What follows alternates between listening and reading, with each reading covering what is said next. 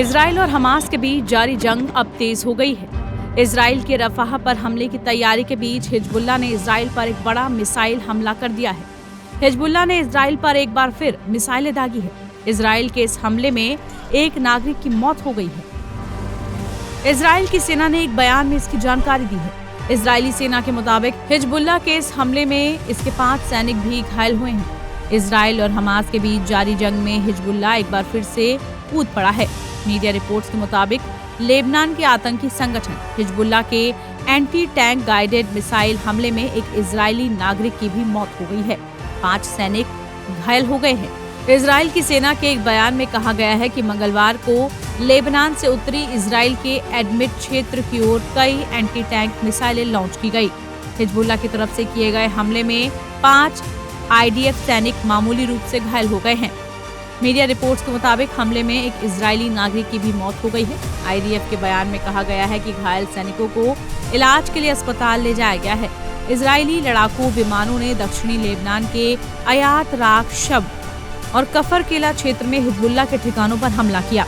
बता दें कि 8 अक्टूबर 2023 से लेबनान इजराइल सीमा पर तनाव बढ़ गया है।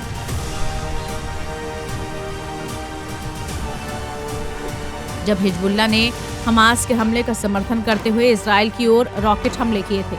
इसके बाद इजराइल ने भी जवाबी कार्रवाई करते हुए दक्षिण पूर्वी लेबनान की ओर भारी तोपखाने से गोलीबारी की। इजराइल और हमास के बीच जारी जंग की बात करें तो इजराइल ने रफाह पर बड़े हमले की बात कही है।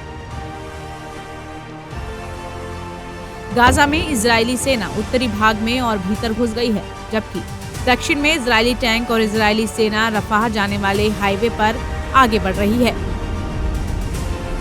इजराइल ने गाजा में हमास के आखिरी गढ़ रफाह पर बड़ा हमला करने का प्लान बना लिया है। इजराइल के प्रधानमंत्री बेंजामिन नेतन्याहू ने कहा कि हम इस लड़ाई को बीच में नहीं छोड़ सकते हैं। हमारी आजादी की लड़ाई अभी पूरी नहीं हुई है, वो अभी जारी है। इजराइल और हमास की लड़ाई अब अपने निर्णायक मोड़ पर आ गई है। इजराइल ने अमेरिका के दबाव को दरकिनार करते हुए रफाह पर हमले की योजना बना ली। इस बीच मिस्र ने भी इजराइल से राजनयिक संबंधों को कम करने के संकेत दिए हैं। इस बीच दुनिया की नजर इजराइल के अगले कदम पर है, जो रफाह में बड़ा हमला करने जा रहा है। टाइम्स नाउ भारत डिजिटल की रिपोर्ट।